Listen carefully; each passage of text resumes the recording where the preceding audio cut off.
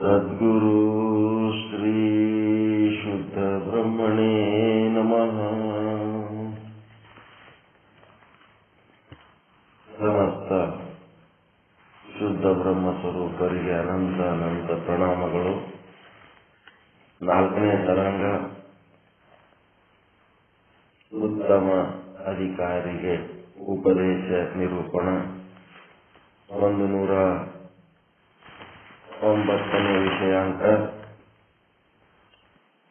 ಶುಭ ಸಂತತಿ ಮಹಾರಾಜ ಮತ್ತು ಆತನ 3 ಜನ ಮಕ್ಕಳು, ತತ್ವದೃಷ್ಟಿ, ಅದೃಷ್ಟಿ, ತರ್ಕದೃಷ್ಟಿ, ಅವರ ಒಂದು ನವೀನವಾದ ಕಥೆಯನ್ನ ಹೆಣೆಯುವ ಮೂಲಕ ತತ್ವಜ್ಞಾನ ಉಪದೇಶ ಮಾಡ್ತಾ ಇದ್ದಾರೆ. ನಾನು ನಿಶ್ಚಲ್ ದಾಸ್ಜಿಯವರು ಶ್ರೀ ವಿಚಾರ ಸಾಗರ ಗ್ರಂಥದಲ್ಲಿ ಆ ಒಂದು 3 ಜನ ಮಕ್ಕಳು ಯಾವ ರೀತಿ ಆಯುಷ್ಯವನ್ನ ಕಳೀತಾ ಇದ್ರು ಅನ್ನೋಂಥದ್ದು. ಆದರೆ ಅವರು ಶುಭ ಸಂತತಿ ಆಗಿರುವುದರಿಂದ ಅವರಲ್ಲಿ ಶುದ್ಧ ಅಂತಃಕರಣ ಇತ್ತು, ವಿವೇಕ ಅನ್ನೋದು ಇತ್ತು. ಅದು ಆಯುಷ್ಯ ವ್ಯರ್ಥ ಆಗೋದು ಅವರಿಗೆ ಗೊತ್ತಿರಲಿಲ್ಲ. ವಿವೇಕ ಜಾಗೃತ ಆದ ಕೂಡಲೇ ಆಯುಷ್ಯ ವ್ಯರ್ಥ ಆಗೋದ್ರ ಬಗ್ಗೆ ಗೊತ್ತಾಯ್ತು ಅವರಿಗೆ. ಉದಯಾಸ್ತಮಾನವೆಂಬೆರಡು ಕೊಳಗದಲ್ಲಿ ಆಯುಷ್ಯದ ರಾಶಿ ಅಳೆದು ತೀರದ ಮುನ್ನ, ಅಕ್ಕನ ವಚನ. ಆಯುಷ್ಯ ಎಲ್ಲವನ್ನ ಅಳಿಲಿಕ್ಕೆ ಒಂದೊಂದು ರೀತಿ ಅಳತೆ ಮಾಪುಗಳದವ. ಅದೇ ರೀತಿ ಇಲ್ಲಿ ಆಯುಷ್ಯವನ್ನು ಅಳೆಯುವುದಕ್ಕೆ ದಿನ ಮತ್ತು ರಾತ್ರಿಗಳು, ಹಗಲು ರಾತ್ರಿ ಮತ್ತು ದಿನ ಇವೇ ಕಾಲದ ಮಾನಗಳದವ. ಹೀಗಾಗಿ ಒಂದೊಂದು ದಿನ ಕಳೆದಂಗ ಸೂರ್ಯೋದಯ ಸೂರ್ಯಾಸ್ತ ನೋಡಿ ಸಂತೋಷ ಪಡ್ಲಕ್ಕ ಜನರು ಎಲ್ಲೋ ಗುಡ್ಡದ ಮೇಲೆ ಹೋಗಿ ಕಾಯ್ತಾ ಇರ್ತಾರೆ. ಅದು ಖುಷಿ ಪಡುವ ಸಂಗತಿ ಅಲ್ಲ, ಅದು ಕಡು ಮೂರ್ಖತನದ ಸಂಗತಿ. ಕಾರಣ, ಪ್ರತಿಯೊಂದು ಸೂರ್ಯಾಸ್ತ ನಮ್ಮ 12 ತಾಸಿನ ಆಯುಷ್ಯವನ್ನು ನಷ್ಟ ಮಾಡಿ ಬರ್ತಾ ಇದೆ. ಪ್ರತಿಯೊಂದು ಸೂರ್ಯೋದಯ ನಮ್ಮ 12 ತಾಸಿನ ಆಯುಷ್ಯ ನಷ್ಟ ಮಾಡಿ ಬರ್ತಾ ಇದೆ. ಹೀಗಾಗಿ ಸನ್ಸೆಟ್ಟು, ರೈಸು, ಇವೇನದವ ಸೂರ್ಯೋದಯ ಸೂರ್ಯಾಸ್ತಗಳು, ಇವು ಪರಮಾತ್ಮನನ್ನ ನೆನೆಯಲಾರದೆ ಕಳೆದೇವಂತಂದ್ರೆ ಅದು ದುಃಖದ ಸಂಗತಿ. ಪರಮಾತ್ಮನನ್ನ ನೆನೆಯುತ್ತಾ ಅದು ಕಳೆದೇವಂತಂದ್ರೆ ಈ ಆಯುಷ್ಯ ತೀರದ ಮುನ್ನ ಶಿವನ ನೆನೆಯಿರೇ. ಈ ಜನ್ಮ ಬಳಕಿಲ್ಲ, ಮುಂದೆ ನಿಮಗೆ ಬೇರೆ ಜನ್ಮ ಸಿಗ್ಬೋದು. ಈಗಿನ ಜನ್ಮ ಏನದಲ್ಲ ಇದು ಮತ್ತೆ ಹೊಳ್ಳಿ ಬರಲ್ಲ. ಎನ್ನ ದೇವ ಮಲ್ಲಿಕಾರ್ಜುನನನ್ನು ನೆನೆದು, ನನ್ನ ದೇವರು ಗುರು ಮಲ್ಲಿಕಾರ್ಜುನ ನೆನೆದು ಏನ್ ಮಾಡಿದ್ರಪ್ಪ ಅಂತಂದ್ರೆ, ಪಂಚಪಾತಕಿಗಳೆಲ್ಲ ಎಂತಿಂದ ಪಾಪಿಷ್ಟ್ರು ಎಲ್ಲ ಮುಕ್ತಿ ಹೊಂದಿದ್ರು ಅಂತೇಳಿ, ಅಯ್ಯೋ ಇವತ್ತಿನ ದಿನ ವ್ಯರ್ಥವಾಗಿ ಹೋಯ್ತು, ಕಾಳಿ ಮಾತೆಯ ದರ್ಶನ ನನಗಾಗ್ಲಿಲ್ಲ ಅಂತೇಳಿ ಪ್ರತಿಯೊಂದು ಸನ್ಸೆಟ್, ಪ್ರತಿಯೊಂದು ಸನ್ರೈಸ್ಗೆ ನಮ್ಮ ರಾಮಕೃಷ್ಣ ಪರಮಹಂಸರು ದುಃಖ ಪಡ್ತಾ ಇದ್ರು. ಆ ರೀತಿಯಾದ ದುಃಖ ಆಗಬೇಕು ಯಾರಿಗೆ? ಮುಮುಕ್ಷುಗಳಿಗೆ. ಬಾಯಿ ತೆಗೆದು ಮಾತನಾಡ್ರು ಅಂದ್ರೆ ಗಪ್ ಕುಂದ್ರವರಿಗೆ ಯಾರು ದುಃಖ ಆಗ್ತದೆ, ಏನ್ ನಿಮ್ಗೆ ಅರ್ಥ ಆಗ್ಯದಂತಾರೆ ನಮ್ಗೆ ಹೆಂಗ್ ಗೊತ್ತಾಗಬೇಕು? ಪ್ರತಿನಿತ್ಯ ಹೊತ್ತು ಏರುತ್ತಿದೆ, ಹೊತ್ತು ಮುಳುಗುತ್ತಿದೆ, ಹೊತ್ತು ಏರುತ್ತಿದೆ, ಹೊತ್ತು ಮುಳುಗುತ್ತಿದೆ. ಪವಿತ್ರವಾದ ಆಯುಷ್ಯ ವ್ಯರ್ಥವಾಗುತ್ತಿದೆ. ಆಯುಷ್ಯ ಅಳೆದು ತೀರದ ಮುನ್ನ ಶಿವನ ನೆನೆಯಿರೇ. ನಿನ್ನೆಯ ಸಮಯ ಕಳೆದು 1 ಗಂಟೆಯ ಸಮಯ, 1 ಕ್ಷಣದ ಸಮಯ ಏನು ಕೊಟ್ಟರೂ ಹಿಂತಿರುಗಿ ಬರುವುದಿಲ್ಲ. ಅಂತ ಆಯುಷ್ಯವನ್ನ ಏನ್ ಮಾಡ್ತಿದ್ರು? ಮಹಾತ್ಮ ಗಾಂಧೀಜಿಯವರು ಹಲ್ಲು ತಿಕ್ಕೋಬೇಕಾದ್ರೆ, ಬೆಳಿಗ್ಗೆ ಹಲ್ಲು ತಿಕ್ಕೋಬೇಕಾದರೂ ಸಹಿತ ಏನ್ ಮಾಡ್ತಿದ್ರು? 1 ಅಥವಾ 2 ಭಗವದ್ಗೀತೆಯ ಶ್ಲೋಕಗಳನ್ನ ಮನಸ್ಸಿನೊಳಗೆ ಪಠಣ ಮಾಡ್ಕೋತ ಹಲ್ಲು ತಿಕ್ಕೋತಿದ್ರು ಅವರು, ಗಾಂಧೀಜಿಯವರು. ಯಾಕಂತಂದ್ರೆ ಹಲ್ಲು ತಿಕ್ಕೊಳ್ಳೋ ಸಮಯದಲ್ಲಿ ಮನಸ್ಸು ಖಾಲಿ ಕುಂದಿರ್ತದಲ್ಲ. ಹಲ್ಲು ತಿಕ್ಕಾಗ ಮನಸ್ಸಿಂದ ಏನು ಕೆಲಸ? ಕೈ ಕೆಲಸ. ಬಾಯಿ ಕೆಲಸ ಇರ್ತದೆ, ಮನಸ್ಸಿಗೆ ಒಂದು ಕೆಲಸ ಕೊಡಮು ಅಂತೇಳಿ ಮನಸ್ಸಿಗೆ ಭಗವದ್ಗೀತೆ ಶ್ಲೋಕ ಮಾಡ್ಲಕ್ಕೆ ಹಚ್ಚಿ ಅವರು ಫಲ ತಿಕ್ಕೋತಿದ್ರಂತೆ. ಈ ರೀತಿಯಾಗಿ ಒಂದೊಂದು ಕ್ಷಣನು ಸದುಪಯೋಗ ಮಾಡಿಕೊಂಡ್ರೆ ಮಹಾತ್ಮರಾಗ್ತಾರ. ಸುಮ್ಮನೆ ಉಂಡುಂಡು ಮಲಗುವುದು, ಸತ್ಸಂಗಗಳಲ್ಲಿ ಗಪ್ ಕುಂದ್ರದು, ಇಂಥವ್ರೆಂದು ಮಹಾತ್ಮರಾಗಂಗಿಲ್ಲ. ಆಯುಷ್ಯ 10 ರಾತ್ರಿ ಓದವು, 50 ಪ್ರಾಯಕ್ಕೆ, 20 ಪ್ರಾಯದ ಗಾಯಕ್ಕೆ ಅಂತೇಳಿ ಹಿಂಗೆಲ್ಲ ಒಂದು ತತ್ವ ಪದಕಾರರ ಹಾಡ್ತಾರೆ. ಇಂಥದೊಂದು ಶಿವನಾಮವನ್ನು ಸ್ಮರಿಸಿ ಸಾರ್ಥಕ ಮಾಡ್ಕೊಳ್ರಿ ಅನ್ನೋಂಥದ್ದೊಂದು ಉದ್ಗಾರ ಅದದು. 50 ವರ್ಷ ಬರೀ ರಾತ್ರಿ ಮಲ್ಕೊಳ್ಳೋದ್ರಿಗೆ ಹೋಗ್ಬಿಡ್ತು. ಅದ್ರೊಳಗ ಪ್ರಾಯಕ್ಕೊಂದು 20 ವರ್ಷ ಹೋಯ್ತು, ಪ್ರಾಯದ ಗಾಯಕ್ಕೊಂದು 30 ವರ್ಷ ಹೋಯ್ತು, 100 ವರ್ಷ ಇದ್ರಾಗ ಹೋಯ್ತಲ್ವ ನಿಮ್ದು. ಅದಕ್ಕೆ ಶಿವನಾಮ ಸ್ಮರಿಸ್ರಿ, ಸಾರ್ಥಕ ಮಾಡ್ಕೊಳ್ರಿ ಅಂತೇಳಿ ಇಂಥ ಅಮೂಲ್ಯವಾದ ಆಯುಷ್ಯವನ್ನ ಆ 3 ಜನ ಮಕ್ಕಳು ತತ್ವದೃಷ್ಟಿ, ಅದೃಷ್ಟಿ, ತರ್ಕದೃಷ್ಟಿ ಹೇಗೆ ಕಳೆದ್ರು ಅನ್ನೋದ್ರ ಬಗ್ಗೆ ಈ ದೋಹವನ್ನ ಹೇಳಿದ್ರು. ಬಾಲವನು ಸ್ವಬೋಖ್ಯ ತತ್ವಯೇ, ಬಾಲ್ಯವನ್ನು ಆಟದಲ್ಲಿ ಕಳೆದರು. ಬಾಲ್ಯದ ದಿನಗಳನ್ನು ಆಟದಲ್ಲಿ ಕಳೆದರು. ತರುಣರಾದಾಗ ಪ್ರಾಯದ ಕಾಲದಲ್ಲಿ ತರುಣರಾದಾಗ ಆಯುಷ್ಯ ನಾಶವಾಯಿತು. ಯೌವನದಲ್ಲಿ ಇದ್ಯಾವುದು ಗೊತ್ತಾಗುವುದೇ ಇಲ್ಲ. ಏನೇನೋ ಕನಸುಗಳು, ಹೊಸ ಹೊಸ ವಿಚಾರಗಳು. ಇದು 1ನೇ ಸಾಲು. ಈ 4ನೇ ಚೌಪಾಯಿಯ ದೋಹಾದ 1ನೇ ಸಾಲಿನ ವಿಶ್ಲೇಷಣೆ. 2ನೇ ಸಾಲು ಏನದ ತರುಣ ಪಾಯ ಪುನಿ ಮದನ ಬಿಗೋಯ. ತರುಣ ಪಾಯ ಪುನಿ ಮದನ ಬಿಗೋಯ ಅಂತಂದ್ರೆ ಯುವಕರಾದಾಗ ಮತ್ತೆ ಏನಾಯ್ತು, ಆ ತಾರುಣ್ಯಾವಸ್ಥೆಯು ಮದನ ಅಂತಂದ್ರೆ ಕಾಮವಿಕಾರದಲ್ಲಿ ನಾಶವಾಯಿತು. ಕಾಮವಿಕಾರದಲ್ಲಿ ಬಿಗೋಯ ಅಂತಂದ್ರೆ ವೇಸ್ಟ್ ಆಯಿತು ಅಂತ.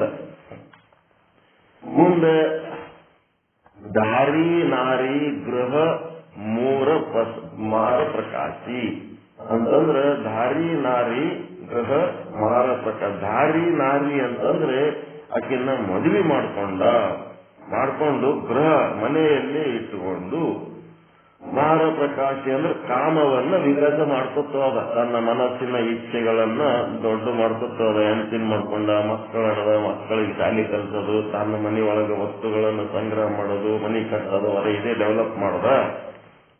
ಇದೇನು ಹೇಳಕ್ ಬೇಕಾಗಿಲ್ಲ, ಬಹಳ ಚಂದ ಮಾಡಿರಿ ಎಲ್ಲ. ಇದು ಭೋಗಲಹೈ ಇಹಂ ಸಬ್ ಸುಖ ರಾಶಿ. ಭೋಗಲಹೈ ಇಹಂ ಸಬ್ ಸುಖ ರಾಶಿ ಅಂತಂದ್ರೆ ಸುಖದ ರಾಶಿ. ಯಾರಿಗಂದ್ರಿದು? ಹೆಣ್ಣಿಗಂದ್ರು. ಈ ಒಂದು ಸುಖದ ರಾಶಿಯರಾದ ಸ್ತ್ರೀಯರೊಡನೆ, ಇಹಂ ಅವರೊಡನೆ, ಭೋಗಲಹೈ ಅಂದ್ರೆ ಸುಖಗಳನ್ನ ಪಡೆಯುವಂತವರಾದರು. ಸಂಸಾರದ ಸ್ವರ್ಗವನ್ನ ಅನುಭವಿಸಿದರು. ಸುಖದ ರಾಶಿಯರ ಜೊತೆಗೆ ಮದುವೆ ಮಾಡಿಕೊಂಡು ಏನಾಗ್ಬಿಟ್ರು, ಈ ಸಂಸಾರ ಭೋಗದೊಳಗೆ ಮುಳುಗಿಬಿಟ್ರು ಅಂತ. ಹೆಣ್ಣು ಮಕ್ಕಳಿಗೆ ಒಂದು ಹೊಸ ಶಬ್ದ ಕೊಟ್ಟಾರೆ ನಿಶ್ಚಲ್ ದಾಸರು, ಸುಖರಾಶಿ ಅಂತ. ಹೆಂಗಂದ್ರೆ ನೋಡಿ, ನೀವು ಸುಖರಾಶಿ ಆಗ್ಬೇಡ್ರಿ, ಸುಧರಾಶಿ ಯಾರೇ ನಾವಂತೀವಿ. ಇಲ್ಲಿ ಸುಖರಾಶಿಗಳಾಗಿ ನಾವು ಇದೇ ಮಾಡ್ಕೋತ ತಪ್ಪು ಹೊಂದಿರ್ತೀವಿ ಅಂದ್ರೆ ನಾವೇನ್ ಮಾಡಲ್ಲ. ಹೀಗಾಗಿ ಇದೇನದ ಆಯುಷ್ಯ ವೇಸ್ಟ್ ಮಾಡ್ಕೊಳ್ಳೋಂತ ಕೆಲಸ. ಈ ಆಯುಷ್ಯ ವೇಸ್ಟ್ ಮಾಡ್ಕೋಬೇಡ್ರಿ. ಪ್ರತಿಯೊಂದು ಕ್ಷಣನು ಪರಮಾತ್ಮನನ್ನ ನೆನೆಯುತ್ತ, ಪರಮಾತ್ಮನನ್ನು ಅರಿಯುತ್ತ, ಪರಮಾತ್ಮನತ್ತ ಹರಿಯುತ್ತ, ಪರಮಾತ್ಮನಲ್ಲಿ ಬೆರೆಯುತ್ತ, ಪರಮಾತ್ಮನೇ ತಾನಾಗುವಂತ ಒಂದು ಸಾಧನೆ ಮಾಡಬೇಕು ಅನ್ನೋಂಥ ವಿಚಾರ ಹೇಳಿ ಮುಂದೇನ್ ಮಾಡ್ತಾರ, 5ನೇ ದೋಹ ಮತ್ತೆ 110ನೇ ವಿಷಯ ಅಂತ ಬಂದ್ರು. ಇಲ್ಲೇನದ, ಸ್ವರ್ಗ ಭೂಮಿ ಪಾತಾಳಕ್ಕೆ ಭೋಗಹಿ ಸರ್ವ ಸಮಾಜ. ಶುಭ ಸಂತತಿ ಮಹಾರಾಜ ಏನ್ ಮಾಡ್ತಿದ್ರು, ಸ್ವರ್ಗವನ್ನು ಅಂತಂದ್ರೆ ದೇವಲೋಕವನ್ನ. ದೇವಲೋಕ ಮತ್ತೆಲ್ಲಿ ಇಲ್ಲ, ಇಲ್ಲೇ ಸಂತರು, ಮಹಾತ್ಮರು, ಗುರುಗಳು, ಪವಿತ್ರಾತ್ಮರೇನೋ ಅವರೆಲ್ಲರೂ ದೇವಲೋಕದವರು. ಮತ್ತೆ ಭೂಮಿ ಅಂತಂದ್ರೆ ದೇವರು ಆಗುತ್ತಿರುವಂತ ಮನುಷ್ಯರು, ದೇವರು ಆಗದೆ ಸುಮ್ಗಪ್ಪುತ್ತಿರಂತ ಮನುಷ್ಯರು, ದೇವರು ಆಗೋದಕ್ಕೆ ಪ್ರಯತ್ನ ಮಾಡ್ತಾ ಇರೋಂಥವ್ರು. ಹೀಗಾಗಿ ಭೂಲೋಕವನ್ನ, ಭೂಮಿಯನ್ನ, ಮತ್ತೆ ಪಾತಾಳ ಅಂತಂದ್ರ ಆ ದೇವರ ಆಗೋದ್ರ ಬಗ್ಗೆ ಏನೂ ಗಂಧನೆ ಗೊತ್ತಿರ್ಲಾರ್ದವರು, ಪಾತಾಳ ಲೋಕದವರು. ಈ ರೀತಿ ಇರೋಂಥವ್ರು ನೀವು ಆಧ್ಯಾತ್ಮ ಸಾಧನೆ ನೀವು ಮಾಡ್ತೀರಿ, ನಿಮ್ ಬಗ್ಗೆ ನೀವ್ ಏನ್ ಮಾಡಕತ್ತೀರಿ ಅನ್ನೋದ್ರ ಬಗ್ಗೆ ಇದ್ರ ಬಗ್ಗೆ ಏನೇನು ನಾಲೆಜ್ ಇರ್ಲಾರ್ದಂತ ಒಂದಿಷ್ಟು ಮಂದಿ ಅದಾರ. ಒಂದಿಷ್ಟು ಮಂದಿ ನಾಲೆಜ್ ಅದ, ಮಾಡ್ಲಕ್ ತಯಾರಿಲ್ಲ, ಹಿಂದಕ್ಕೆ ಕರ್ಕೊಂಡ್ರು. ಈ ರೀತಿ ಇರುವಂತ ಮೂರು ರೀತಿ ಶುಭ ಸಂತತಿ ಮಹಾರಾಜ, ಸ್ವರ್ಗ, ಭೂಮಿ, ಪಾತಾಳ, ಮೂರು ಲೋಕದವರ ಭೋಗ ಈ ಅಂದರೆ ಭೋಗಿಸುತ್ತ ಅವ್ರದ್ದೇನ ಅನುಭವಿಸಿದ್ನಂತಂದ್ರ ಮೂರು ಲೋಕಗಳ ಅಧಿಕಾರ ಭೋಗಿಸಿದ್ದವ, ಅಧಿಕಾರ ಭೋಗಿಸುತ್ತ ಸರ್ವ ಸಮಾಜ ಅಂದ್ರೆ ಎಲ್ಲರನ್ನ ಕಟ್ಟಿಕೊಂಡು ಸಕಲ ಐಶ್ವರ್ಯವನ್ನ ಎಲ್ಲ ತನ್ನಲ್ಲಿ ಇಟ್ಟುಕೊಂಡು ತನ್ನ ನಿಜ ತೇಜ ಬಲ ಅಂದ್ರೆ ಪರಾಕ್ರಮದಿಂದ ರಾಜ್ಯಕ್ಕೆ ಅಂದ್ರೆ ರಾಜ್ಯಭಾರ ಮಾಡುತ್ತಿದ್ದ. ಸ್ವರ್ಗ, ಭೂಮಿ, ಪಾತಾಳಕ್ಕೆ ಭೋಗ ಈ ಸರ್ವ ಸಮಾಜ, ಶುಭ ಸಂತತಿ ನಿಜ ತೇಜಬಲ ತನ್ನ ಸಾಮರ್ಥ್ಯದಿಂದ ಮೂವರು ಎಲ್ಲರನ್ನ ತೆಕ್ಕಿಗೆ ಹಾಕೊಂಡು ಎಲ್ಲಾ ಸಂಪತ್ತನ್ನ ತನ್ನಲ್ಲಿಟ್ಟುಕೊಂಡು ಸಮರ್ಥವಾಗಿ ಭರತ ರಾಜ್ಯಕ್ಕೆ ರಾಜ್ಯಭಾರವನ್ನು ಮಾಡುತ್ತಿದ್ದ. ಅದು ಚಂದ ನಡೆದಿತ್ತು, ರಾಜ್ಯಭಾರ ನಡೆದಿತ್ತು. 3 ಜನ ಮಕ್ಕಳಿದ್ರು, ಅವು ಮಕ್ಕಳು ಚಂದ ಇದ್ರು, ಎಲ್ಲ ಚಂದ ನಡೆದಾಗ ಒಂದು ಟರ್ನಿಂಗ್ ಪಾಯಿಂಟ್ ಬಂತು. ಏನ್ ಬಂತು? ಶುಭ ಸಂತತಿ ಮಹಾರಾಜನ ರಾಜ್ಯಭಾರ ಚೆನ್ನಾಗಿ ನಡೆದ ಕಾಲದಲ್ಲಿ, ಇಂಥ ಸಮಯದಲ್ಲಿ ಒಂದಾನೊಂದು ದಿನ ಏನಾಯ್ತಪ್ಪ ಅಂತಂದ್ರೆ, ಲಹಿ ಅವಸರ ಇಗತಿ ಪಿತಾ, ಆ ತಂದೆಗೆ ಏನಾಯ್ತು?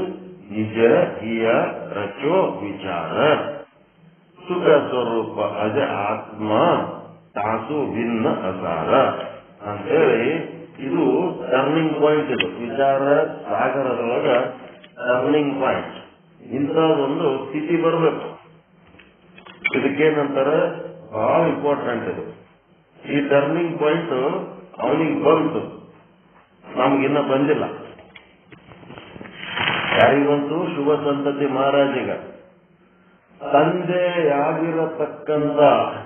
ಅಂದ್ರೆ ಪಿತಾ ಶುಭ ಸಂತತಿ ಮಹಾರಾಜನಿಗೆ ಈಗ ಅವಸರೇಲಹಿ ಒಂದು ಸಮಯ ಬಂತಪ್ಪ. ಅವನ ಜೀವನದೊಳಗೆ ಒಂದು ಸಮಯ ಬಂತು, ಒಂದು ಕ್ಷಣ ಬಂತು. ನಿಜ ಹಿಯ ಅಂದ್ರೆ ತನ್ನ ಮನಸ್ಸಿನಲ್ಲಿ ರಜೋ ವಿಚಾರ, ಒಂದು ವಿಚಾರ ಉತ್ಪನ್ನ ಆಯ್ತು. ವಿವೇಕ ಅಂತ ವಿಚಾರ ಅಂದ್ರೆ ವಿವೇಕ ಉತ್ಪನ್ನ ಆಯ್ತು. ವಿಚಾರ ಅಂದ್ರೆ ವಿವೇಕ ಉತ್ಪನ್ನ ಆಯ್ತು. ಒಳ್ಳೆಯದು ಕೆಟ್ಟದು ಯಾವದಂತ ಬೇರ್ಪಡಿಸಿ ತಿಳಿದುಕೊಳ್ಳೋದು, ಸತ್ಯ ಅಸತ್ಯ ಯಾವದಂತ ಬೇರ್ಪಡಿಸಿ ತಿಳಿದುಕೊಳ್ಳುವಂತ ಒಂದು ವಿವೇಕ ಜಾಗೃತ ಆಯ್ತು.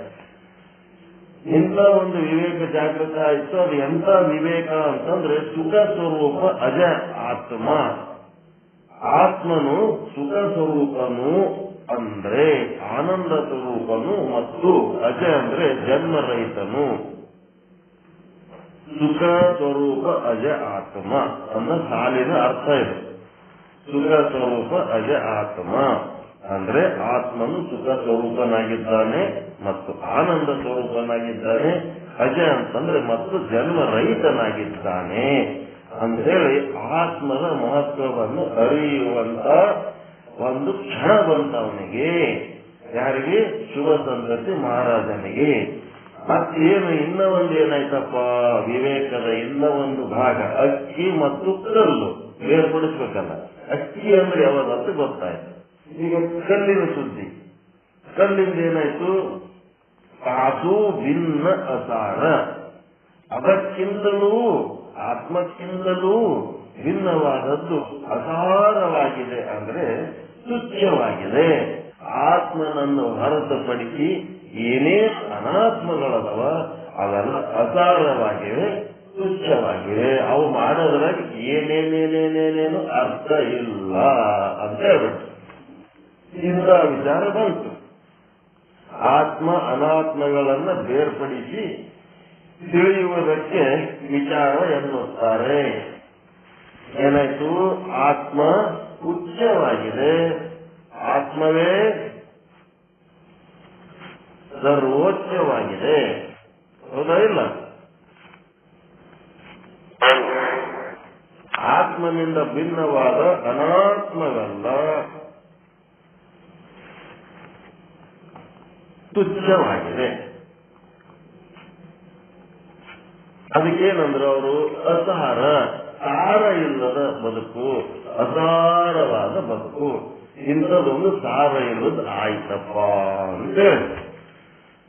ಇದಕ್ಕ ಮುಂದೆ ನೀವೇನ್ ಮಾಡ್ಬೇಕು? ಅವಿನಾಶಿ ಆತ್ಮ ಅಚಲ್ ಜಗತಾತೈ ಪ್ರತಿಕೂಲ್ ಐದೋ ಜ್ಞಾನ ಹೈ ವಿವೇಕ ಹೈ ಸಬ್ ಸಾಧನ ಮೂಲ ಅಂತ 1ನೇ ತರಂಗದೊಳಗ 12ನೇ ದೋಹ ಮತ್ತು ವಿಷಯಾಂಕ 7 ಪೇಜ್ ನಂಬರ್ 19 ಓದ್ಕೊಳ್ರಿ.